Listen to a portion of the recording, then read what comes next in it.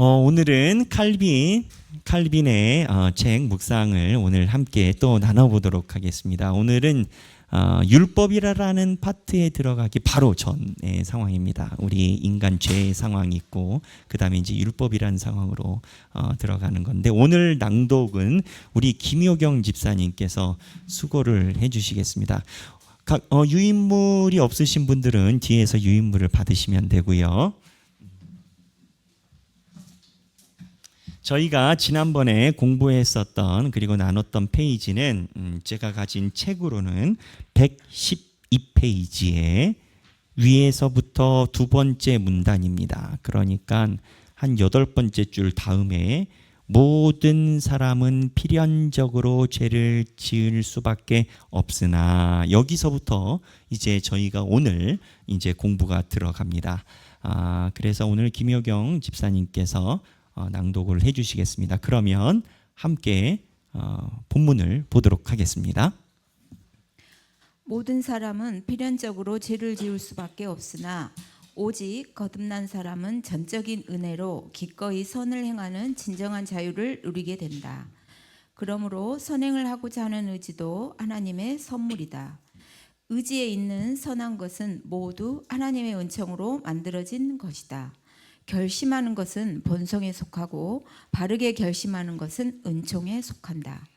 사람의 의지는 자유에 의해서 은총을 얻는 것이 아니라 은총에 의해서 자유를 얻는다. 자, 여기에 저는 몇 번 줄을 그었는데, 사람의 의지는, 자 보세요. 사람이 가지고 있는 의지는 내가 자유롭게 내 마음대로 추구한다고 하나님의 은총을 얻는 게 아니라 하나님을 따르는 은총에 의해서 자유를 얻는다라고 이렇게 이야기를 해요. 우리가 누차 칼빈이 이 얘기를 하는 겁니다. 진정한 자유가 뭐냐? 제가 설교 때도 여러 번 얘기를 했지만, 사람들이 가지고 있는 착각 중에 하나가 내가 자유로울 수 있고 내가 자유를 지금 선택할 수 있다라는 착각 속에 있다라는 거예요. 인간은 사회적 동물입니다. 내가 직장에 있으면 직장이라는 곳에 매여 있고, 집이면 가정이라는 곳에 매여 있고, 교회면 교회라는 곳에 매이게 마련입니다. 근데 사람들은 살아가면서 내가 자유롭기 위해서 이 모든 곳에서 자기 생각대로 삶을 살면 정말 자유로울 것이다 라고 착각을 해요.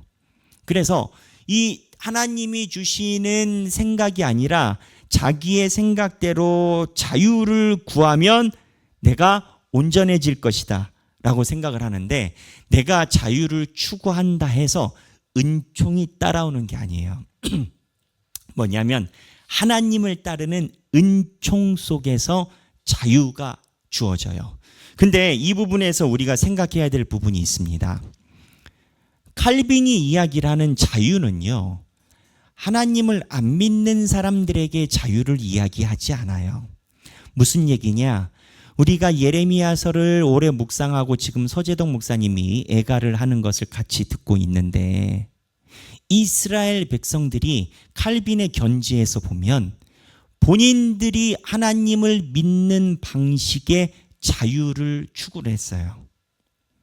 그러니까 이스라엘 백성들이 하나님을 믿는 방식의 자유는, 하나님이 지금 우리나라를 이렇게 멸망시키면 안 되는 거예요. 내가 하나님을 믿는 방식에 대해서 이스라엘 백성들은 자기들이 생각하는 정도가 있어요. 그래서 제사 많이 드리고 마당만 밟을지니라 이사야가 얘기를 했는데, 거꾸로 얘기를 하면 예배 전에 마당은 밟은 거예요. 그러니까 예배 전에 왔다 갔다 한 건 거예요. 그럼 우리보단 낫죠. 어쨌든 하나님의 성전에 왔다 갔다 한 거니까.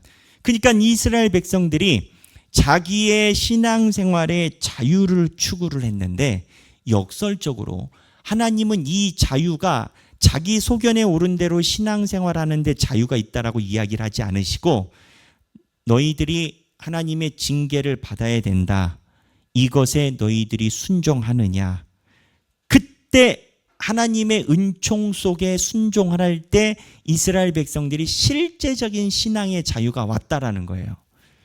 현실로 이야기를 하면 이렇습니다. 현대인들은 자기들이 생각하는 무언가가 있어요. 근데 내가 생각하는 무언가를 추구를 하면 그게 완벽할 것이다라고 이야기를 해요. 뒤에 보면 또 이런 얘기 나와요, 견지가. 그러니까 뒤에 가면 더 자세히 이야기를 할 건데, 그런데 내가 생각하는 그 기준에 맞춰서 자유가 차곡차곡, 신앙의 자유가 차곡차곡 올라갈 것 같으면, 그러면 어떠한 역설에 빠지냐면 인간은 자력 구원도 가능하지 않느냐라는 거예요. 그러니까 이런 겁니다. 요즘에는 자동차 보험 하잖아요. 자동차 보험이 두 가지가 있어요. 하나는 보험사를 통해 가지고 뭐 상담사한테 말해서 그 사람이 하는 게 있고, 컴퓨터를 잘 하시는 분들은 다이렉트 보험이라고 컴퓨터를 통해서 합니다. 둘 다 뭐 장단점이 있긴 하겠죠. 근데 다이렉트 보험이라는 것을 해보면은 어떻게 되냐면 내가 옵션을 넣는 데에 따라서 변하는 가격이 그냥 보여요. 뭐 자동차 전체 보험을 넣겠다. 그럼 딱 클릭하면 한 30만 원이 올라가. 근데 내가 뭐 큰 일을 당했을 때, 그 다음에 네, 큰일, 네, 박자가 딱 좋았어요. 큰일을 확 당했을 때, 네, 비명을 지를 만 큰일을 당했을 때, 이럴 때 무언가 보험을 넣겠다라고 딱 클릭을 하잖아요. 그러면 또 이 큰일이 자주 안 일어나니까 한 30만 원 올라가는 게 아니라 한 10만 원 올라가. 그러니까는 이 다이렉트 보험을 해본 사람들은 어떻게 느끼냐면, 내가 보험을 하나하나 다 세팅을 할 수가 있구나라고 느껴요. 이걸 어떻게 하느냐? 저는 그거 하거든요. 다이렉트 보험으로. 근데 이게 무슨 얘기냐? 신앙생활이 현대인들이 이와 같은 느낌을 많이 가져요. 내가 A를 클릭해서 카트에 집어넣고 B를 클릭해서 카트에 집어넣고 내 카트는 버킷리스트는 한 이 정도면 됐어. 나머지는 NO. 근데 이게 유대인들이 마지막 이스라엘 백성들이 멸망할 때 했었던 행동이에요. 예레미야가 진짜 선지자가 아니다라고 의심하는 정황보다는 예레미야는 진짜 선지자인 줄로 시드기야도 알았어. 다만 자기네들이 빌드업하는 카트에 예레미야 얘기를 안 집어넣었을 뿐이야. 그러니까 이거를 칼빈의 견지로 얘기를 하면 내가 신앙을 자유를 완성시키는 단계를 내가 가져갈 수 있다라고 착각하는 거예요. 내가 다이렉트 보험 하듯이 신앙을 A하고 B하고, 어느 분은 대놓고 이렇게 이야기를 하는 적도 있어요. 저한테. 제가 부목사 때, 목사님 저는 수요일 금요일 주중에는 못 옵니다. 그러나 주일날 오면 정말 열심히 할 수 있습니다. 그러니 목사님께서 이해해 주시면 좋겠습니다. 제가 교구 목사할 때 뭐 누가 물어봤나? 본인이 찔려가지고 목사 앞에서 고백하면서 무언가 대단한 명분으로 하듯이 수요일 금요일은 못 갑니다. 그리고 주일은 온전히 섬길 수 있습니다. 근데 참 재밌는 게요, 그렇게 목사님 앞에서 이야기를 한 사람이 저는 손 하나도 안 대도 하나님이 시간이 지나면 능력과 감동 감화로 하나님의 교회를 바라보게 만드시더라고요. 그러니까 이제 목회가 참 오묘하고 신비한 게, 하나님께서 만지시는 능력을 목사가 관찰할 때 그때 기쁨과 무언가 말로 말할 수 없음이 있어요. 말로 해서 안 들을 사람인 거지. 근데 본인이 하나님 앞에 온 건 거죠. 분명히 3년 전, 4년 전에 내 앞에서 이런 얘기를 했는데, 그런 경우들이 많이 있곤 해요. 그 고수진 교수님이 강의하면서 그러잖아요. 자기 아들이 맨날 그런다고, 사람 고쳐 쓰는 거 아니라라고. 여러분, 사람의 마음을 바꾸게 하는 것은 이거는 하늘에서 불이 떨어져야 되는 거예요. 근데 여하튼 하나님이 만지실 때 그게 되는 건 거죠. 근데 이 얘기가 지금 칼빈의 견지에서 그런 건 거예요. 반복적으로 얘기를 하는데, 사람들이 신앙의 자유를 얻기 위해 자유를 추구한다라는 거예요. 그래야 자기네들의 신앙이 완성될 거라고 본다라는 거죠. 근데 진정한 자유는 내가 자유롭게 선택할 수 있음이 아니라 하나님의 은총 밑에 있을 때 자유라는 거예요. 은총의 개념이 뭔지 아세요? 은총은 선택할 수 있는 게 아니에요. 은총은 하늘에서 주어지는 거예요. 은총은 내가 A 은총, B 은총, C 은총으로 빌드업하는 게 아니에요. 절대 다이렉트 보험하듯이 A, B, C를 클릭하는 사람은 하나님의 은총을 절대 맛볼 수 없어요. 은총은 뭐냐? 내 힘이 일단 안 됨을 느껴야 하나님의 은총이 와요. 내 힘으로 될 수 있으면 은총이 아니에요. 그거는 내가 얻은 열매인 거지. 좋은 표현으로 성과인 거지. 그러니까 은총의 대전제는 나의 선택의 주권이 소실이 되고, 그리고 하나님의 뜻에 의해서 순종하듯이 따라가는 거예요. 예레미야가 이스라엘 백성들이 멸망하는 걸 좋아했어요? 좋아하지 않았어요. 울었어요. 태어난 날을 저주했어요. 그러나 하나님의 말씀에 대해서 따라가는 건 거예요. 에스겔도 마찬가지고 다니엘도 마찬가지고. 그런데 그들이 마치 노예에 끌려가듯이, 도살장에 끌려가는 소처럼 하나님의 일을 했다 쳐보자고요. 그거 어떻게 하겠어요? 못하지. 근데 성경은 그리 얘기를 하지 않아요. 그들은 그 안에서 하나님을 찬양하고 하나님의 영광을 높여드려요. 거짓말일까? 진짜겠죠. 그럼 그들이 어떻게 그게 진짜였을까?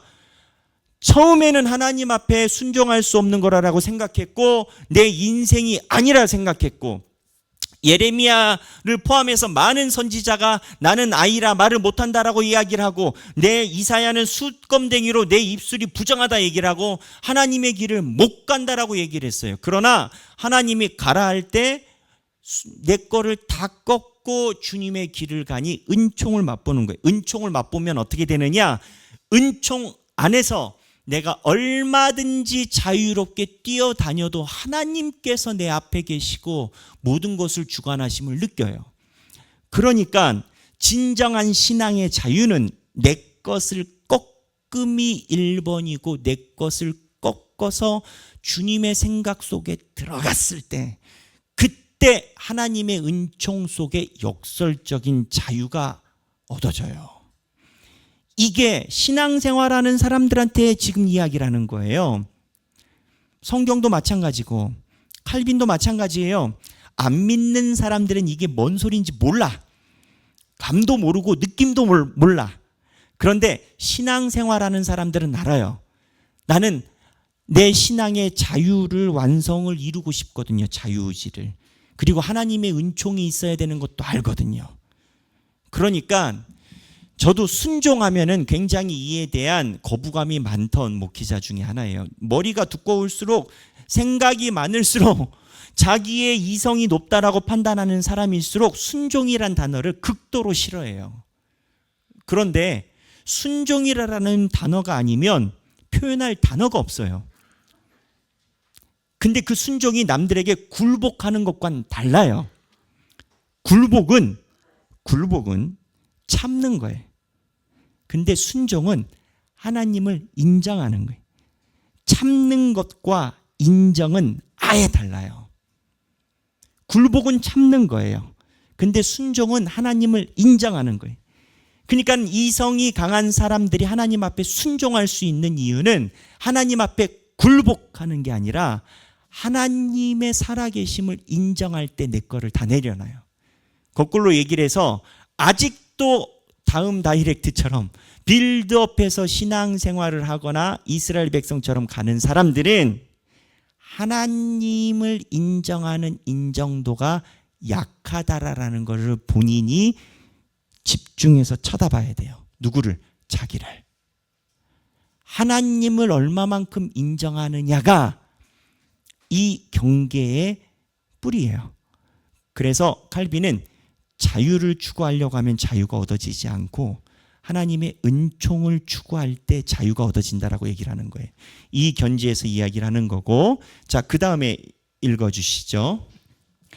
하나님은 우리의 공로가 아니라 우리에게 베푸신 자신의 은사에 대해서 상급을 주신다.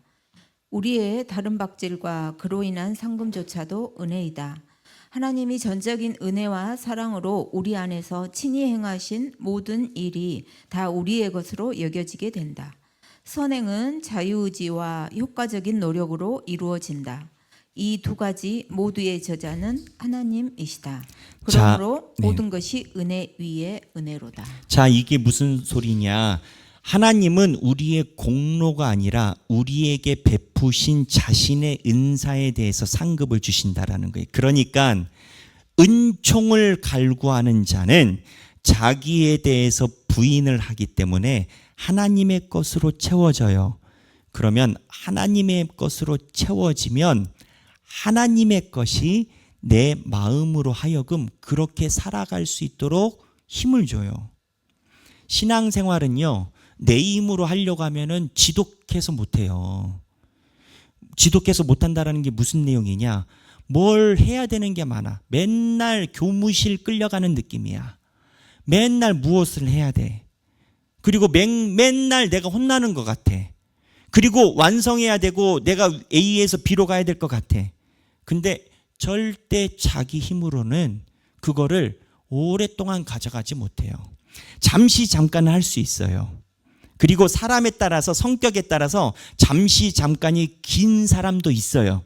그런데 신앙생활은 내가 살아있고 내가 돌을 세우듯이, 여기 공로로 표현했는데, 내가 무언가 수능시험 치듯이, 내가 완성을 보듯이 그렇게 단계적으로 가면요, 시간의 문제지 꼭 바닥이 드러납니다. 그 바닥이 드러나면 어떻게 되느냐? 다시 이거를 했었던 예전으로 돌아가요. 신앙생활은 내 걸로 학교에 수능시험 준비하듯이 하는 게 신앙생활이 아니에요. 신앙생활은 하나님이 내 안에서 마음대로 하시게끔 하는 것을 하는 게 신앙생활이에요. 그래서 사람들이 똑같이 하지만 하나님께서 부르시고 하나님께서 나를 이끌으시기 때문에 내가 하는 사람과, 내가 장로니까, 내가 권사니까, 내가 집사니까, 내가 목자니까 지금은 불만이어도 참고 해야지 하는 거는 그 순간에는 비슷해 보여도요, 나중에는 굉장히 달라요. 신앙생활은 하나님이 내 안에서 말씀하시고 하나님이 나를 마음대로 하시게 열어놓는 게 그게 신앙생활이에요. 결과적으로는 똑같을 수 있어요. 결과적으로 우리는 가늠치지 못해요. 오늘 수요 기도회를 갔다. 칼빈 강의를 듣는다. 하나님께 기도해요. 하나님, 제가 칼빈 강의를 들으러 수요 기도회를 가야 하는데 어찌해야 될까요? 지금은 밥 먹고 식곤증이 와서 잠깐 누워야 될 것 같은데. 그러면 하나님이 옆에서 얘기를 하시죠. 졸더라도 가서 자라. 그런 얘기를 들으면은 이거는 내가 못 들은 소리로 여기고, 기타 등등 뭐 우리 안에 여러 가지 복잡한 심리가 있지 않겠습니까? 근데 이거를 내가 권사니까 가야지. 그래, 내가 장로니까 또는 집사니까 가야지. 이거는요, 여러분, 그 직분이 떨어지는 순간, 은퇴하는 순간 그 삶의 패턴이 다 사라집니다. 이거는 의무적으로 하는 거예요. 근데 그게 아니라, 그래도 주님께서 나를 부르시고 내가 하루 종일 4시간 가졌는데 하나님의 음성을 듣고 내 말씀을 들어야지. 그래, 내가 무슨 일 있어도 아이들이 집에 책상 있는데 애들 보고 스터디 카페 가라고 학원 가라고 하는데 책상이 없어서 학원 가라고 하고 스터디 카페 가라고 하나? 다 그 의미가 있는 거지. 내가 교회 가서 하나님의 말씀을 들어야지. 이렇게 가는 분들이 그 결과가 달라지고 한다라는 거예요. 무슨 얘기냐? 내가 수요 기도에 나올 때 의무로 나오는 게 아니라 하나님께서 내 마음속에 말씀하시는 그 음성을 따라서 가는 사람, 하나님께서 말씀하시는 그 음성을 칼빈이 표현하길 하나님께서 자신의 은사를 우리에게 베푸신다라고 얘기를 하는 거예요. 그러니까 내 마음속에 일어나는 이게 하나님께서 내 마음속에, 은사가 뭐예요, 여러분? 은사가 막 대단한 거 막 방언하고 막 안 보이는 게 보이고 보이는 거 쫓아내고 뭐 이런 게 은사인 줄 알잖아요. 아니에요. 은사는 하나님 나라의 덕을 세우는 걸 은사라고 얘기를 해요. 하나님의 교회의 덕을 세우는 것. 그러니까 하나님께서 자신의 은사를 우리 마음속에 심으셔요. 나중에는 이래요. 제가 한소망교회에 있을 때 유영모 목사님이 그 얘기를 하셨어요.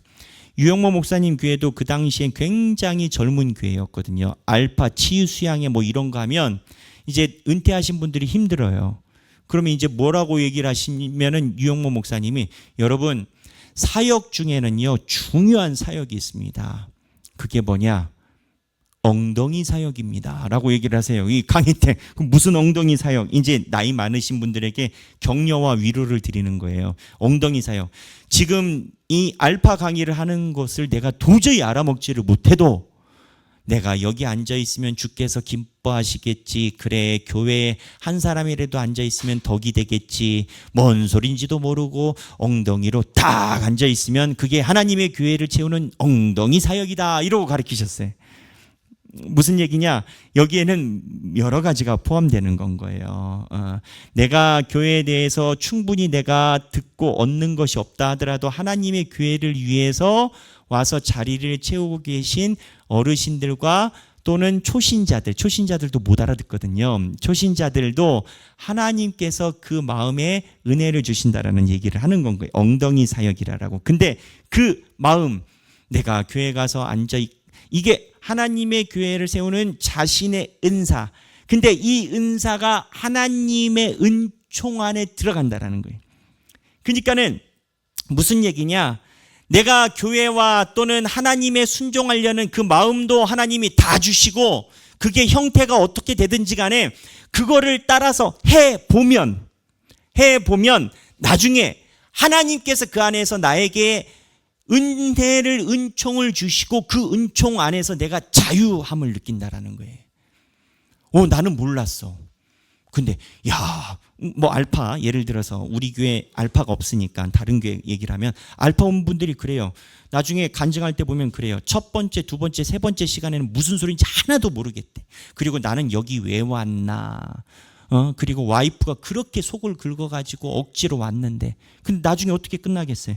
근데 여기 와서 이렇게 살다 하다 보니까 어느 날 집에 가는데 마음속에 물컹하고 하나님이 주시는 마음, 희한한 감정을 느꼈다는. 그러다가 세족식 할 때 모든 것이 다 무너지고 하염없이 눈물이 나더라는 거예요. 그리고 나서 교회 와서 하나님 앞에 이 알파나 이 프로그램 들어가는데 이상하게 여기 오는 게 너무 좋더라라는 거예요. 그러니까 알아서 좋은 게 아니고 순종하니까 자기가 예상치 못했던 무슨 마음이 생겼고 그 다음에는 이 왔다는 거예요.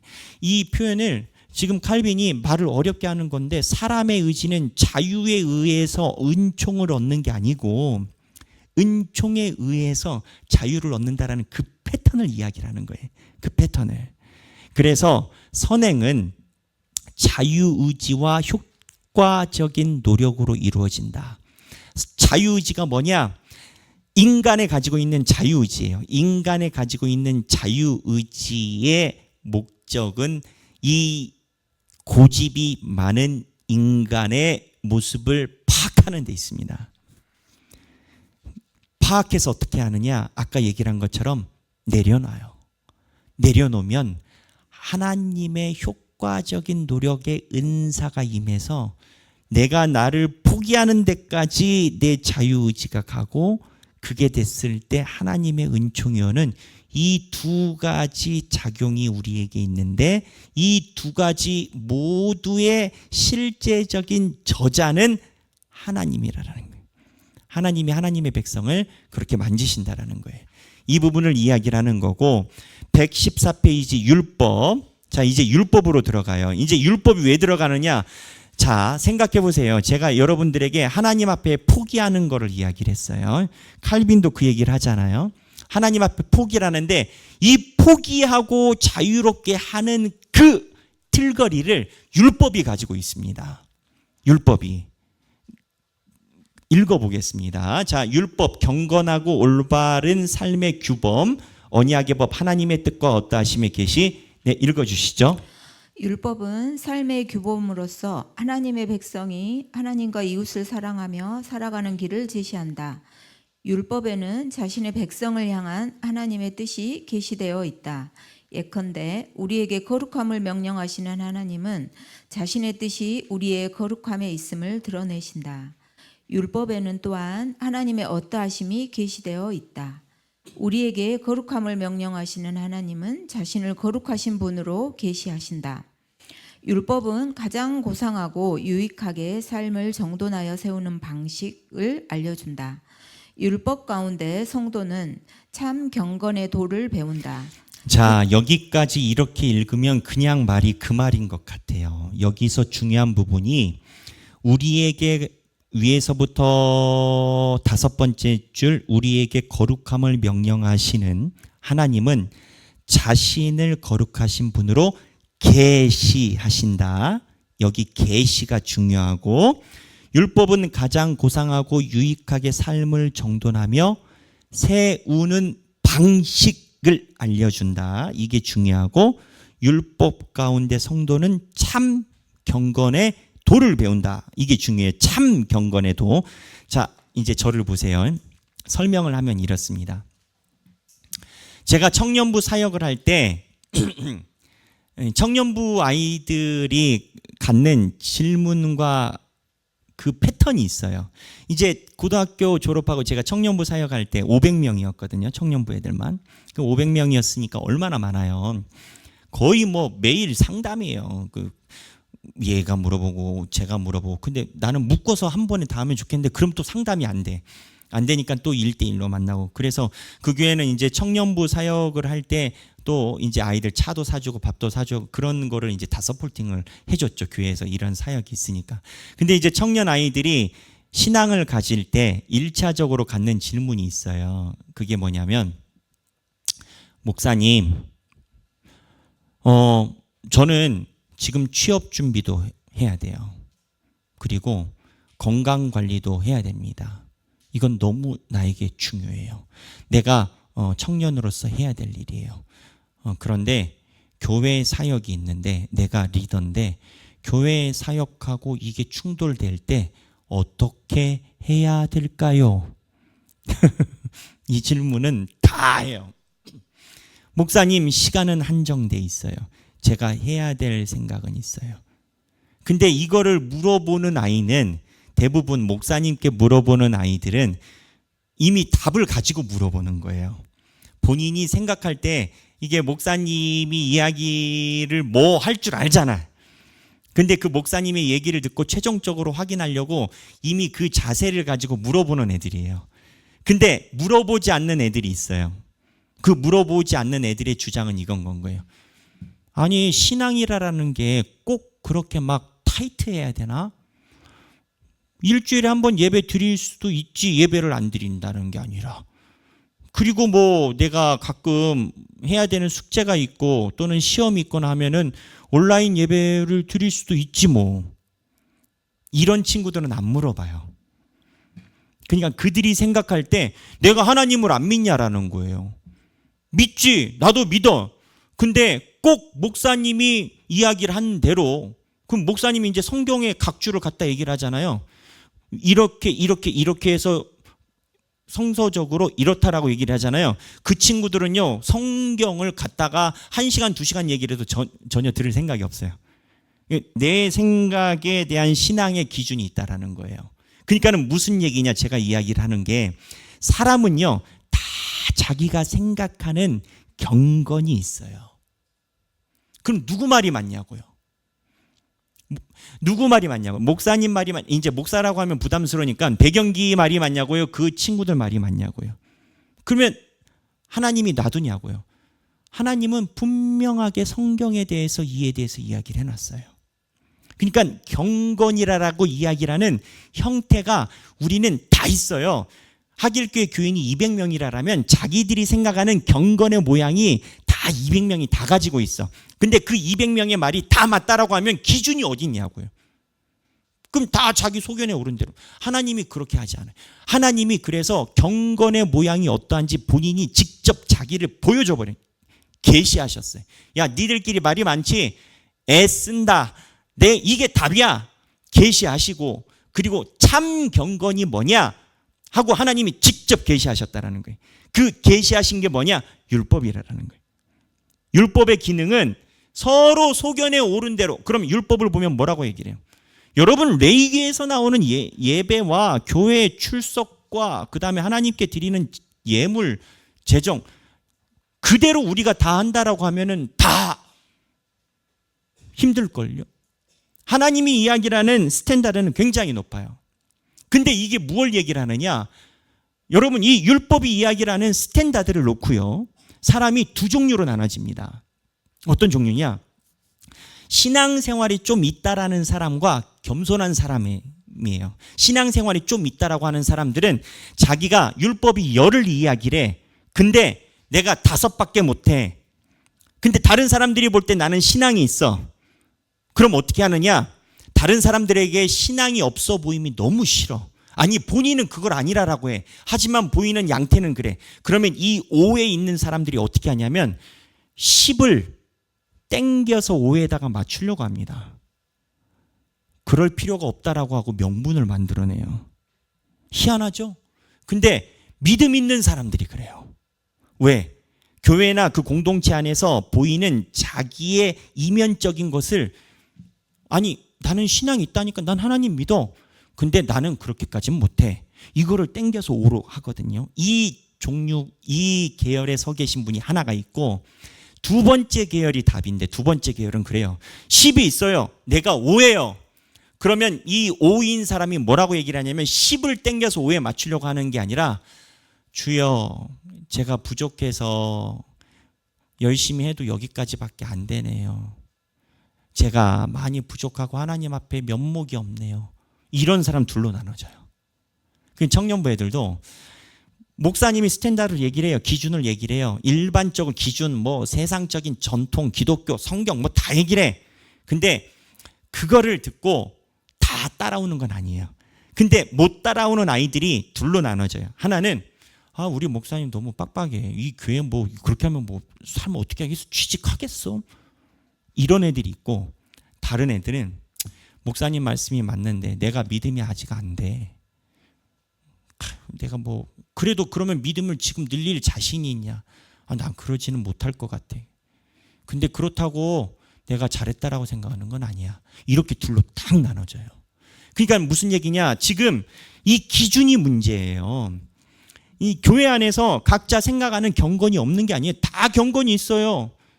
경건이 있어요. 저희 교회 제가 감사한 것은 우리 직분자들은 항존직 직분자들은 수요일, 금요일 또는 교회에서 모이는 것에 대해서 제가 그렇게 강조하지 않아도 그냥 오세요. 다 오셔요. 당연히 하죠. 그렇게 와야지. 그럼 옛날에 어떻게 했냐? 옛날에 우리 선배들은 어떻게 하셨어요? 새벽기도 있었잖아요. 새벽기도 때 다 오고 그 다음에 수, 금, 그 다음에 주중에 교회에 무슨 행사 있으면 다 오고 그것만 옵니까? 본인들 기도하러 또 교회 오고 이제 그렇게 살았단 말이에요. 그니 무언가 이제 이거에 대해서 기준에 대한 문제라는 거예요. 근데 이거를 그냥 소견해오는 대로 입센 사람이 이겨 그게 아니라 우리에게 거룩함을 명령하시는 하나님은 자신을 거룩하신 분으로 계시하신다. 하나님이 내가 스탠다드고 거룩이라는 거예요. 그래서 율법은 가장 고상하고도 유익하게 삶을 정돈하며 세우는 방식이라는 거예요. 니들 입으로 입센 사람이 이겨 이렇게 하는 게 아니라 율법은 딱 정해놓는다라는 거예요. 안식일을 기억해서 거룩하게 지키고 하나님 외에 다른 신은 없고 이 이상 못 넘어간다라는 거예요. 이 기준이 하나님이라는 거예요. 너희들이 뭐 안식일이 이렇게 됐든 어떻게 됐든 현대인의 또 어쩌고 또 레이기 여러 가지 이 전체적인 나중에 이제 나오는데 그럼 이 10계명만 얘기를 하느냐? 그 전반적인 전체를 칼빈은 얘기를 해요. 전반적인 걸 하나님이 딱 세우는 방식을 정해놨어요. 율법 가운데 성도는 참 경건의 도를 배운다라는 거예요. 하나님의 말씀을 날마다 묵상하고 그러니까 신앙생활이 가장 안 잘하는 포인트는 어디냐? 내가 5인 상태에서 10을 5로 끌어당기려는 사람들이 절대 신앙이 성장하지 않아요. 본인이 5까지는 가 있어요. 근데 10을 당겨서 5로 내리려고 해. 이거는 나중에 칼빈이 지탄합니다. 이 견지는. 근데 10으로 본인이 5로 당기면 율법이 10에서 5로 내려오나? 율법은 그냥 박혀 있어요, 성경에. 성경에 있는 모세오경을 잘 살펴보면 신앙생활에 대해서 섬찟해. 내가 구약시대에 태어났으면 여기에서 어긋나겠구나. 그러니까 말씀을 봐요. 그냥 율법의 기능이 그거라는 거예요. 무언가 신앙생활의 스탠다드를 얘기를 한다는 거예요. 제가 어저께인가 그저께인가 어디서 얘기를 했는지 모르겠는데 팍스 로마나라는 표현을 제가 한 적이 있거든요. 팍스 로마나가 뭐예요?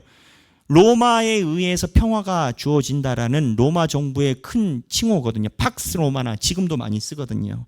그러니까는 이 로마의 상징이 십자가 같은 거 상징에 맨 위에 로마 팍스 로마나가 있으면, 근데 그때 로마에 의해서 점령당한 사람들이 얘기를 해요. 로마 사람들은 우리 처자식들을 다 죽여놓고 자기가 십자가 꽂아놓고 그게 평화라고 얘기를 한다는 거예요.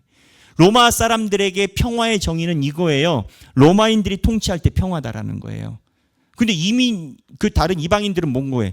우리 처자식들 다 죽여놓고 지들이 평화라는데 그걸 어떻게 내가 동의하냐라는 거예요.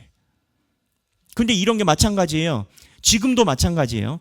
우리는 아프가니스탄 탈레반이나 이런 거에 대해서 굉장히 비판해요. 물론 제가 이슬람이나 이런 걸 옹호하는 건 아닙니다. 근데 인식의 차이인 건 거예요. 근데 탈레반이나 이슬람 이 사람들은 미국이나 서방들이 와가지고 우리 처자식들을 죽였다라는 생각을 갖고 있어요. 그러면 우리 민족은 약하면 어떻게 되겠어요? 할 수 있는 게 뭐예요? 테러예요. 그러니까는 소수민족들은 강대국에게 테러 외에는 할 수 있는 게 없어. 근데 강대국에서는 테러하면은 정규전이 아니라 사람들을 속이고 민간인 사회에서 자행했기 때문에 악이라고 규정해. 그래서 테러라고 얘기를 해. 여러분, 이게 만약에 맞다라고 하면 안중근 의사는 테러범이에요. 그러니까 제가 얘기를 하는 것은 기준이라는 것이 굉장히 애매한 인간의 인식의 범위가 있다라는 거예요. 이것처럼 경건이 그래요. 경건이, 우리가 생각하는 신앙생활이 하나님이 이야기란 경건에 딱 맞아야지. 입세고 내가 경륜 있고 잘한다라고 해서 그게 12호로 내려오진 않지. 그 신앙생활에 대한 스탠다드가 율법이 갖고 있다는. 그리고 율법의 기능은 그러다 보니까 애누리가 없어요. 타협이 없어요. 근데 이 율법이 없으면 경건이라는 것에 대한 정의가 달라져요. 다윗이 요나단을 사랑하느니라. 우리는 다윗과 사랑의 표현이 하나님 안에 있는 사랑의 표현인 줄 알아요. 동성애자들은요, 그 사랑이 남성과 남성이 사랑했다라는 표현으로 바꾸잖아요. 그러면서 이럴 수도 있지. 그 사람들 얘기 들어보면 논리적이에요. 이럴 수 있지. 근데 성경은 무엇을 얘기를 해요? 성경은 절대 동성애자를 얘기를 하지 않아요. 그러니까 율법은 딱 박아놔버려요. 여기에서 애누리가 없다고요.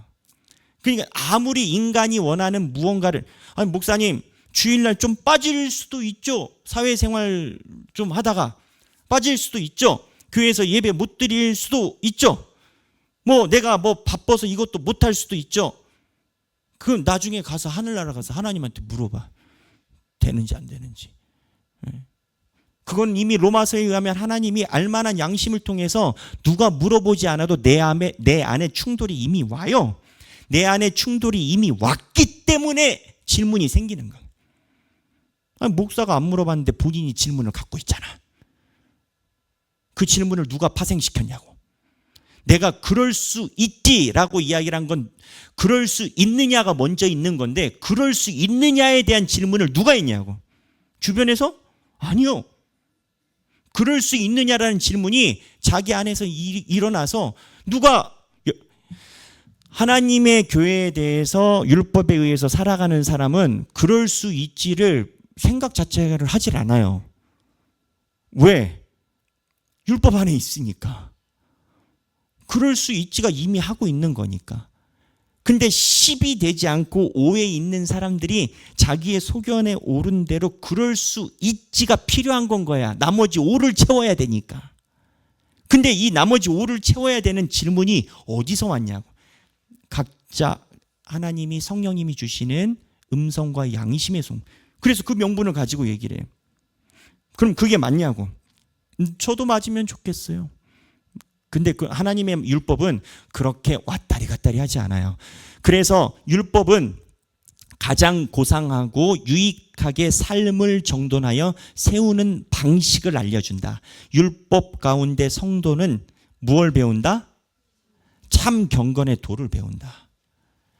하나님께서 주시는 말씀에서 벗어나지 않는 것이 경건 안에 들어가는 건 거예요. 자, 그 다음에 읽어주시죠. 그곳에는 정직하고 올바른 삶을 사는 영원한 규범, 완전한 의의 모범이 제시되어 있다. 율법은 그것의 수여자이신 하나님의 지혜, 의, 인자, 긍휼, 진리, 능력, 생명을 계시한다. 자, 보세요. 율법은 이래야 된다라는 것은 내 삶에 대한 신앙생활의 만족도를 이야기를 하는 게 아니라 율법대로 살아가게 되면 내 삶에 하나님의 지혜와 하나님의 의와 하나님의 인자와 하나님의 긍휼하심과 하나님의 인도하시는 진리와 하나님의 능력과 하나님의 생명이 그곳에 있었다라고 고백하는 건 거예요. 그러니까는 율법으로 인도된 것과 자기 소견에 옳은 대로 있는 거의 결과가 달라요. 자기 소견에 옳은 대로라면 야 10인데 5일 수도 있지. 이거는 자기 중심적 결과가 나와요. 근데 율법을 온전히 따라가서 하나님이 이야기한 경건을 따른 사람은 자기 중심적 결과가 아니라 하나님의 교회지, 하나님의 인도하심이지, 이렇게 나온다라는 거예요. 그냥 내가 생각하는 대로 살아갔을 때, 그래 목사님 뭐 수요 금요 뭐 제가 장로인데, 우리 교회는 그런 장로님 안 계시니까 제가 장로인데 수요도 안 갈 수 있고 금요도 안 갈 수 있고 가끔 주일도 안 갈 수 있죠. 그렇다고 내가 안 믿는 것도 아니죠. 그럼 이 주체가 나예요. 나에 대한 방어야. 근데 하나님의 율법을 따라간 사람은 목사님 수요 금요 또는 주일 안식일을 기억하여 내가 하나님의 성전을 온전히 섬겼는데 내가 섬긴 게 아니라 하나님이 나에게 은혜를 주셨고 내가 그렇게 하나님 교회를 섬길 때 하나님이 살아계심을 봤어요. 그 결과가 이거는 하나님이에요. 그러니까 내가 생각하는 율법대로 한 사람들은 열매가 나에 대한 정의로 와요. 아니 목사님 그럴 수도 있지. 요즘 사회가 어느 시대인데 뭐 술도 할 수 있고 담배도 할 수 있고 도박도 할 수 있고 놀 수도 있고 그런 거지. 그렇다고 내가 하나님을 안 믿나? 믿지. 근데 하나님은 그걸 뭐라고 얘기를 하시냐면 안 믿는다라고 얘기를 하세요. 자기 앞과 뒤가 다른데 어떻게 하나님을 믿는 거야? 그러니까는 이 정의, 할 수 있다에 대한 정의가 내 중심적인 사람의 열매는 내 정의로 끝나요. 그러니까 이게 여러분 지혜롭게 봐야 된다니까요. 여러 가지 생각의 기준이잖아요. 내가 교회 봉사를 해. 교회를 봉사를 해서 내가 이렇게 해야 된다라고 생각해. 그리고 교회는 나에게 이렇게 해야 된다고 생각해. 그 주어가 누군지 아세요? 나예요. 근데 하나님의 은혜대로 봉사를 하잖아요. 내가 이렇게 한 거는 내가 한 게 아니라 하나님께서 해주셨고 내가 하나님의 교회를 봉사할 수 있었어요. 이렇게 돼요. 그러니까는 이 정의와 들어가는 입구에 따라서 열매가 완전히 달라져요. 그래서 율법의 수여자이신 하나님의 지혜, 의, 인자, 긍휼, 진리, 능력, 생명이 계시되는 게 결국 이 프레임에 어떻게 갖느냐에 따른 확증 표징이에요. 내 삶의 결과가 이걸로 나타나느냐 아니면 나에 대한 정의로 나타나느냐. 그 다음 읽어주시죠. 이렇듯 율법을 통해 우리는 언약 백성의 소명을 확인하고 동시에 우리를 향한 하나님의 뜻과 그분의 어떠하심을 깨닫는다. 자, 그러니까 이렇게 살아간 사람들은 어떻게 되냐면 하나님의 의와 진리를 봤으니까 하나님이 나를 부르신 소명을 확인하게 돼요. 근데 나로 정의가 끝나잖아요. 하나님이 부른 소명에 접촉을 못하죠. 나로 끝났으니까. 그러니까 하나님의 언약 백성에 대한 차이가 여기서 생기는 거예요. 이 알미, 그 다음 읽어주세요. 이 알미 하나님을 만나는 것과 다를 바가 없다. 그러니까 이렇게 접근하게 되면 이거에 대한 깨달음이 하나님을 만나는 것과 똑같다라는 거예요. 그 다음 읽어주세요. 그러므로 시편 기자는 주야로 율법을 묵상함으로 하나님의 뜻을 공부하였으며 그것을 알게 되었을 때에는 침상을 적시도록 눈물을 흘리며 기뻐하였다. 자, 율법을 묵상하니까 어떻게 되냐면 하나님의 뜻을 궁극적으로 구하였대요. 그러니까 잘 생각해 보세요. 정확한 정의가 필요해요. 내 신앙생활이 헛되지 않으려면 정확한 기준이 필요해요. 근데 이 기준에 대해서 간절함을 갖는 자는 하나님이 말씀을 통해서 하나님에 대해서 정확하게 보여주실 때 감동을 느껴요. 근데 하나님이 정확한 정의를 이야기를 해주심에 대해서 간절하지 않은 사람은 말씀을 통해서 하나님이 나는 이런 하나님이야 라고 보여줄 때 요즘 말로 전혀 타격감이 없어요. 내가 원하는 말씀이 아니니까. 이런 거예요. 여러분, 하나님이 거룩이란 이거다라고 기준을 이야기를 해주는 게 얼마나 은혜롭겠어요. 왜냐? 이건 신적 기준이거든요. 동성애자들은요, 자기네들의 동성애가 거룩이에요. 테러리스트들에게는 테러가 거룩이에요. 사실 우리가 생각해 보면 우리가 여러 가지 기준에 다 노출이 되어 있어요. 근데 신이 생각하는 거룩이 뭔지 어떻게 아냐고요? 신의 거룩을 안다라는 것은 대단한 일이에요.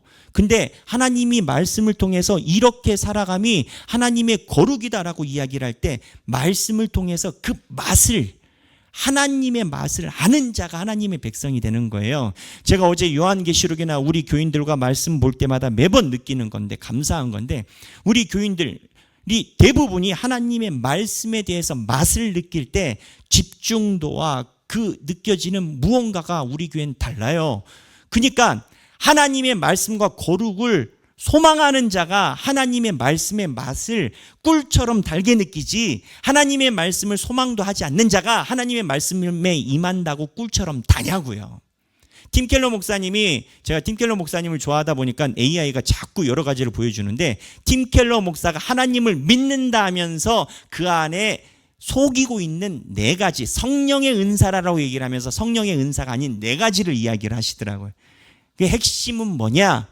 하나님의 말씀에 대해서 전혀, 그 다음에 모든 것이 10에서 5로 당기듯이 내 정의로 끝나는 것들.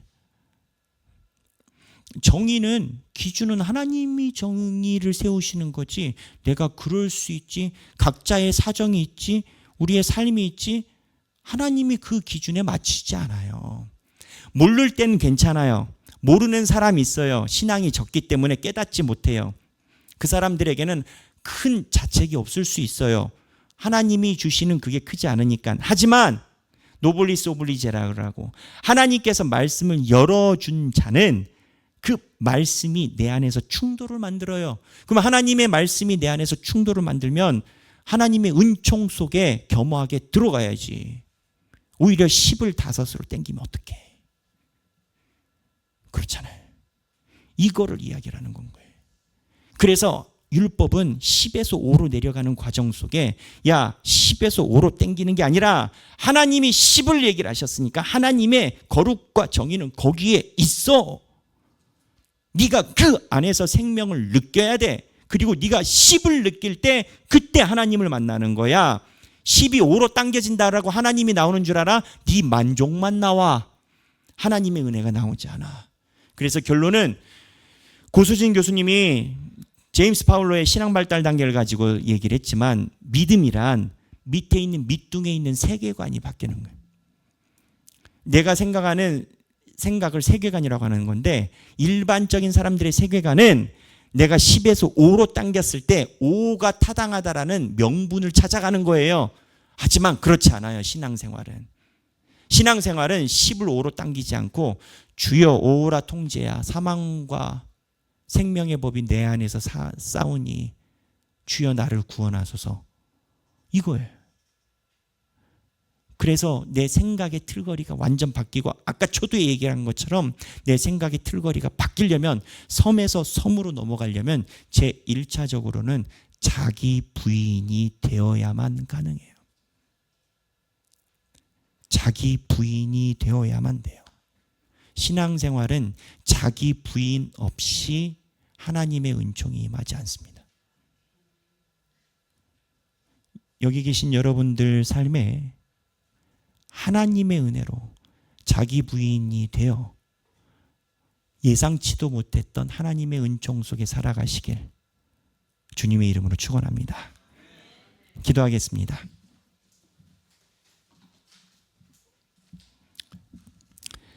주여, 내가 소견에 오른 대로 살았음을 회개합니다.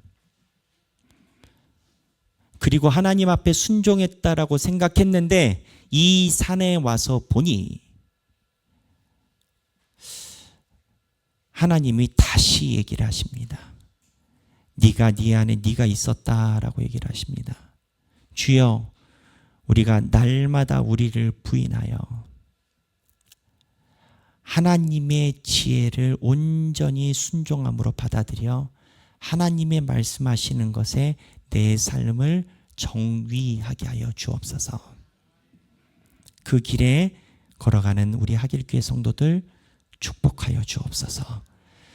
이제는 우리 주 예수 그리스도의 은혜와 하나님 아버지의 극진하신 사랑과 성령님의 감동과 교통하심이 내 기준에 하나님을 맞추려는 게 아니라 하나님의 기준에 내 삶을 맞춰서 날마다 나를 부인하며 은총 속에 들어가기 원하는 사랑하는 모든 주님의 백성들 머리 위에 지금으로부터 영원토록 함께 계시길 성부와 성자와 성령의 이름으로 간절히 축원하옵나이다.